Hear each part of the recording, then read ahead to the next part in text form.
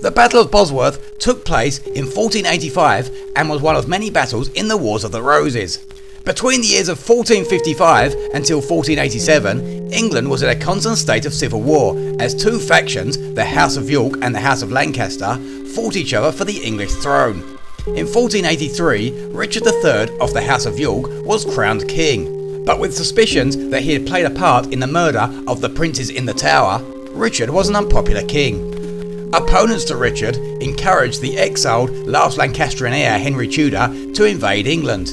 Henry's army landed in Wales and gained support as they marched east to Bosworth. King Richard III had about 12,000 men. Positioned on a hill, his forces consisted of archers, spearmen, cavalry and some cannons. The Duke of Norfolk commanded the front line, Richard the centre and the Duke of Northumberland at the back. Henry's army only had about 5,000 men, consisting of archers, cavalry and spearmen. The Earl of Oxford was given command and Henry took position at the back with a group of bodyguards. A third army was also present on the battlefield that day. Lord Stanley and his brother Sir William had an army of about 5,000 soldiers. Both Richard and Henry had tried to gain their support, but they had not pledged their allegiance to either side. Their forces were positioned where they could quickly intervene on either side if needed. The battle started when the two forces began firing huge volleys of arrows at each other. The Duke of Norfolk followed up this action by leading his army down the hill. When his men reached the front line, they engaged in hand-to-hand combat with the Duke of Oxford's army.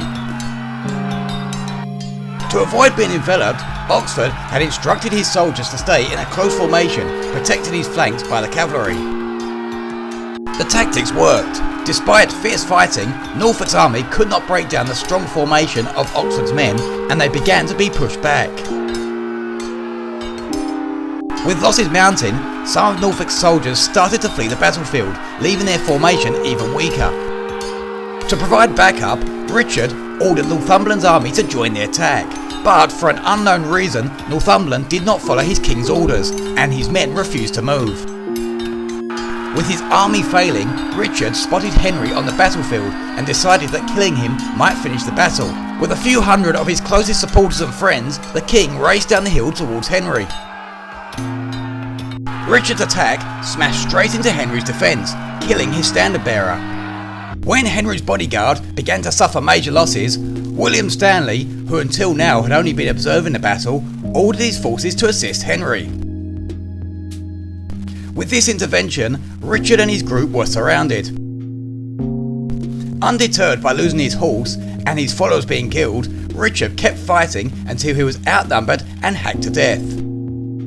Seeing that their king was dead, Richard's army fled the battlefield. At the end of the battle, the losses for Henry's army were about 100, but Richard's forces lost around 1,000. This was a victory for Henry. Richard's body was paraded publicly and then thrown in an unmarked grave.